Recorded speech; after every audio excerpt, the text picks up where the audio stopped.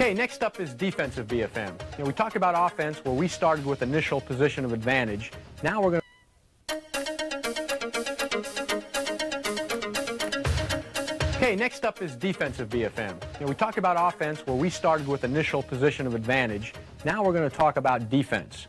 Okay, in defense, the bandit has an initial position of advantage on you. And of course, we've got some desired learning objectives for defensive BFM. The desired learning objectives are given an initial position of advantage by the bandit. The first objective is to defeat all missile and gun attacks. If there's a missile in the air, then we quit fighting the bandit. We start fighting the missile or the gun, okay? Because there's no need to worry about the bandit if your, cockpit fills with hair, teeth, and eyeballs, and they're not in the proper lineup, So we've got to fight anything in the air first, okay? Next, we've got to create BFM problems for the bandit. He just did some turns and created some BFM problems for us, so now we're going to try to create some BFM problems for him. Okay, then when the bandit BFMs, we're going to take away his turning room, if we can, or, kill him. Or if we can't do that, we're going to try to get out of the fight, separate. Okay, extend, get energy, or get all the way out of the fight and separate. Okay, so those are the DLOs for defensive BFM. Nothing good will happen to you without detecting the bandit. There's three ways to detect bandits, basically. You can do it on radar, which we're not going to talk about in this particular block of instruction. You can do it with threat warning system, and the other way is visually. First, the way we're going to talk about is threat warning system. You see Falcon here, a Falcon cockpit shot. It looks similar to the A model or a C model F-16. You've got now a bandit at 6 o'clock showing up on the threat warning system. So that's one of the ways. You can get him on threat warning. And you might say, well, that's not a great way, but it's better than better than not detecting him at all and end up getting ambushed. Okay, so that you need him to detect him. The other way to do it is visually. Here we have a guy driving along, and we've got a bandit at deep 6 o'clock. So visually is the other way. Now, could you see this guy if he didn't have his radar on, looking from that shot? Probably not. But your wingman. That's why you have wingman, because he can see more plan for him. A needle-nosed target is a tough target to pick up at your 6 o'clock because there's just not much to see. But a wingman looking back will be able to see that vertical stabilizer and see some plan for him. So the wingman might be calling you to turn. Okay, so visual is the other way. Okay, we talked about a bandit, right, that started 2 miles out in front of you. And he made this defensive turn. We can do the same thing to him. We detect a guy farther enough back. We need to turn hard to meet him in the front. How do you do a defensive turn? When you detect somebody's behind you, you just take your lift vector, okay, roll the jet, put your lift vector right on the target. Okay, the lift vector comes straight out the top of the airplane, okay, and you take that lift vector, you put it right on the target, and you pull. Hopefully, you will get a front quarter pass out of it if the fight started with a bandit outside your turn circle. Let's take a look at that in Falcon. Here's the F-16, 01 out front, fulcrum behind. Okay, and again, you've got this long-range setup, this 2-mile setup, and you can see the effect of the turn. Just a good, hard F-16 turn at corner velocity, bang, a head-on BFM pass rather than a guy staying behind you, okay? Let's take a different view of that same maneuver. You're driving around, see the bandit behind you, put your lift vector right on him. Here's about a good 7G lift vector on pull. You notice his lift vector is right on him the whole time, and then you get a high line of sight rate pass, a high angle pass at end game. Okay.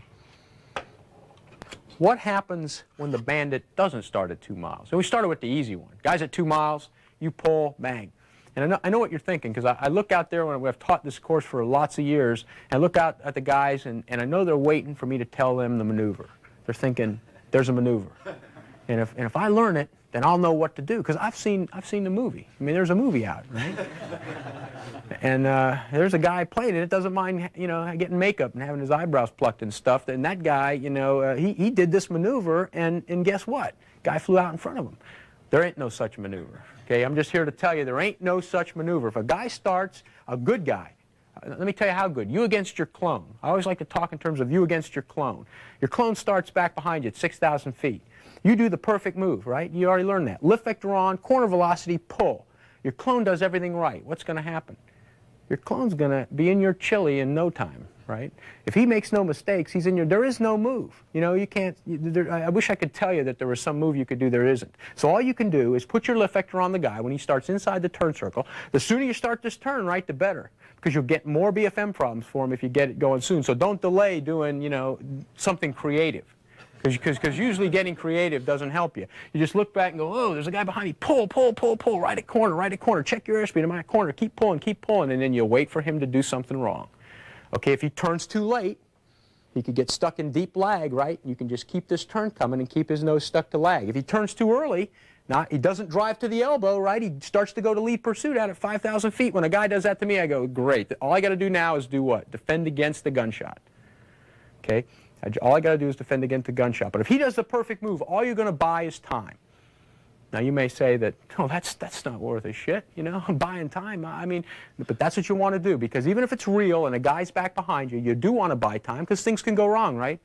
A rattlesnake could, you know, jump up and, you know, bite him in the throat or something from his cockpit. No, but a lot of things can go wrong, is what I'm saying. So you just got to buy yourself time and live as long as you can, because maybe somebody will come in and help you or something.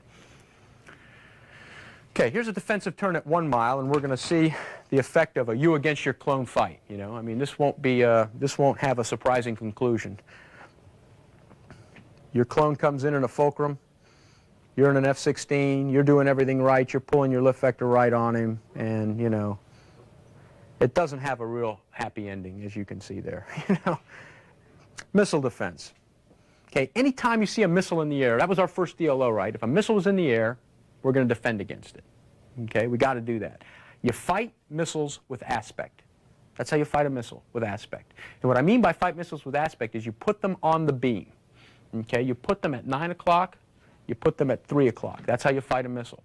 We have a telestrator shot of a missile attack and a correct response of a guy taking the missile and putting it on the beam.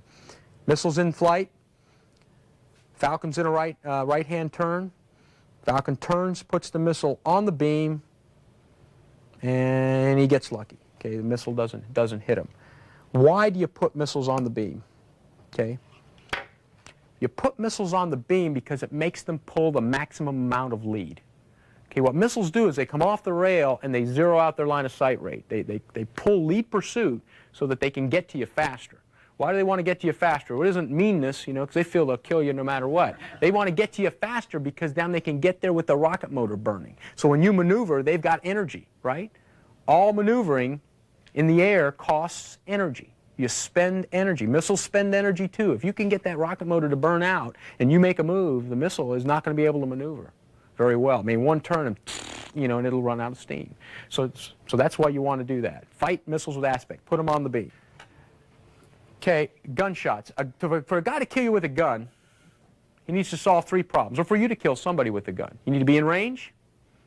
You need to have your nose in lead pursuit. Why? Because it's just like Kentucky windage on a, you know, shooting a duck. You know, you got to shoot out in front because you've got a projectile with a fine, you know, time of flight. Essentially, it takes time to get there, and you need to be in plane. Those are the 3 things you need. Those are the 3 things he needs when he starts to close to you for a gunshot. Which one of those do you think you can deny him? Could you deny him range? No, because, you know, we just did our best turn, right? And he came right into, he got right in on us. Can you deny him lead? That's what we're trying to do. We're pulling as hard as we can, trying to get his nose in lag. But if he drives to the elbow, right, and at about 3,000 feet pulls his nose to lead, you can't stop him from getting lead pursuit. If you could, you're doing the best you can pulling, right? No, you can't deny him that one either. So the only one you can deny him, usually effectively, is plane of motion. Okay, how do you deny him plane? You deny him plane with a violent maneuver where you just roll the airplane at least 70 or 80 degrees and then pull out of the plane you were in. You've got to do it at the right time. Okay, you've got to do it at the right time. If you do it too early, the guy can just reposition. You know, the fulcrum guy sees you out there, he's coming in for the gunshot, he goes to lead, you go jink. You jink too soon, he makes a correction. Okay, doing it too soon is bad, but doing it too late is worse. So, you know, as you start to see him come in and go, ready, ready, you know, then your left arm sawed off by the gun. Oh, no, now I can't adjust the throttle. Oh, shoot, you know. So, anyhow, let's take a look at a good, effective roll out of plane. Okay, you got a bandit coming in on an F-16, and you see the guy jinking here, rolling out of plane, okay? And getting out of the funnel is really what you want to do, because the funnel shows the bullet dispersion of the gun. So you want to make a violent enough move to maneuver completely out of plane. Here you see, you know, the guy out of plane with the funnel. Defensive BFM is easy to understand. Put your lift vector on the bandit and pull. If the bandit is outside your turn circle at 2 nautical miles, you can force him in front of your 3-9 line with a 7G pull.